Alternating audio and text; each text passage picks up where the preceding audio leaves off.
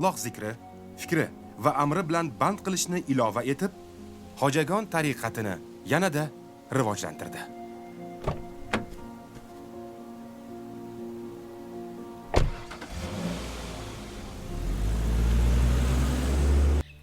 Ahmad Yassaviy Buxorodan o'z yurti Yassaga ketishidan avval ustozi Yusuf Hamadoniy vasiyatiga amal qilib, G'ijduvoniyga shayx maqomini beradi va unga shayx tasbehini topshiradi. Hazratim, sizdan benihoya minnatdormen.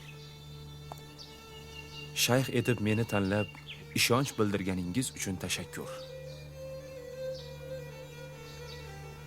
Ammo bu muqaddas vazifani ado etishga munosibmanmi degan shubham bor. O'zimni sinab ko'rishga izn bering. 40 kun cho'lda chilla saqlasam degan niyatda edim. Tashakkur hazratim.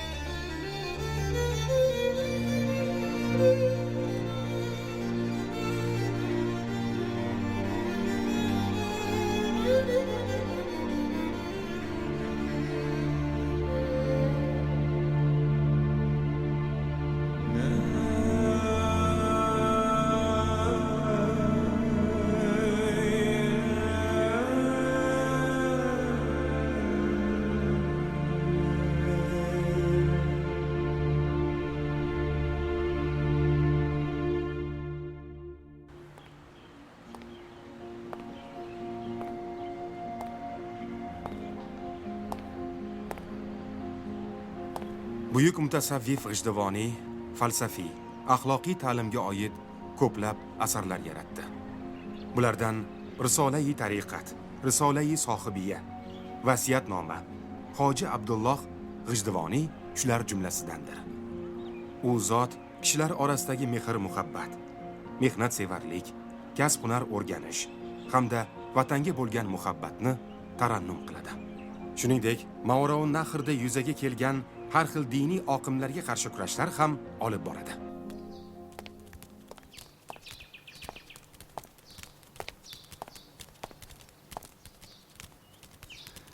Ertaga uchrashamiz. Xo'p bo'ladi ustoz.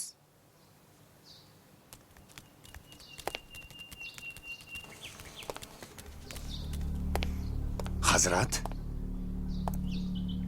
agar Alloh jannat va do'zax tanlash huquqini berganida, men hech ikkilanmasdan do'zaxni tanlagan bo'lardim. Zero jannat nafsimning istagidir. Illo men o'z xohishim va nafsimga qarshi kurashmog'im darkor.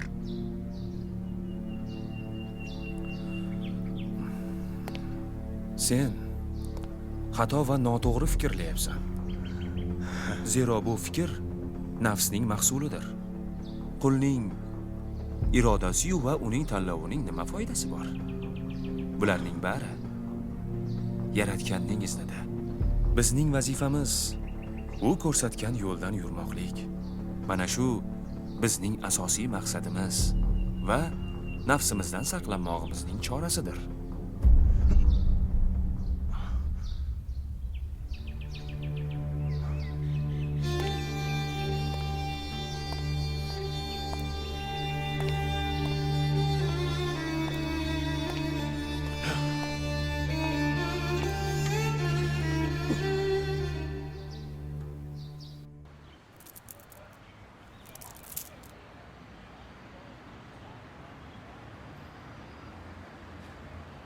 Hoji Abdulxoliq G'ijduvoniy taxminan 1210-1218 yillar oralig'ida bu foniy dunyoni tark etdi.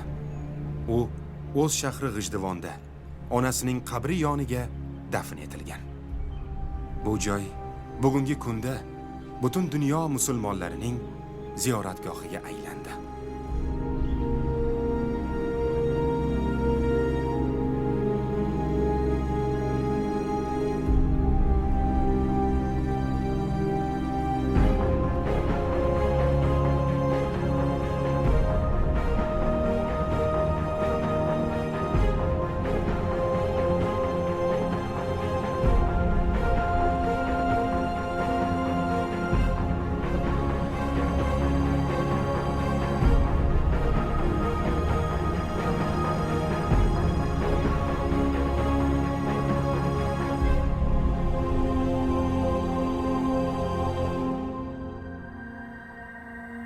Asrlar davomida Hojai Jahon nomi bilan e'zozlangan Abdulxoliq G'ijduvoniy maqbarasi mustabid tuzum davrida xarobaga aylandi.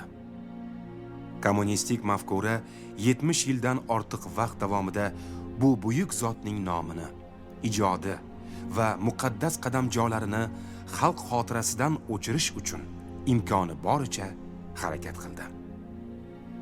Bir nafas ham haq yodidan g'ofil bo'lmaslikka da'vat etgan Abdulxoliq G'ijduvoniy tariqati eskilik sarqiti deb yo'qqa chiqarildi. G'ijduvonning deyarli markazida joylashgan bu maqbara nurab, vayrona holga kelib qolgandi. Istiqlol sharofati bilan davr olovida yonib kul bo'lgan millat ruhi qaqnus qushidek qayta bo'y ko'tarib, tarixiy haqiqatni tiklashga kirishdi. Mustaqilligimizning dastlabki yillardanoq Abdulxoliq G'ijduvoniyning shaxsiyati va ijodi haqida Najmiddin Komilov, Mahmud Hasaniy, Ibrohim Haqqul, Sultonmurod olim kabi o'zbek olimlari qator tadqiqotlar yaratdilar. U zotning asarlarini tarjima va nashr etdilar. Butun umrini insonning ma'naviy ruhiy kamolotiga bag'ishlagan buyuk vatandoshimiz Hoji Abdulxoliq G'ijduvoniy tavalludining 915 yilligi hamda bu zotning Uvaysi muridi Naqshbandiya tariqatining asoschisi Hoja Bahouddin Naqshband tavalludining 700 yilligini munosib nishonlash maqsadida 2017-yili 11-iyulda davlatimiz rahbari Shavkat Mirziyoyev tomonidan maxsus farmoyish imzolandi. G'ijduvoniyning ilm va ma'rifatli bo'lish, mehnatsevarlik, vatanparvarlik, ixlos va e'tiqod bilan yashash to'g'risidagi ezgu va barhayot g'oyalari bugungi kunda yosh avlodning hayotiy maslagiga aylandi. Zotan o'z ajdodlarini unutmagan, tarixiy ma'naviy xotirasi mustahkam xalqning kelajagi ham porloq bo'ladi va shunday bo'lgay inshaalloh. Bismillahirrohmanirrohim.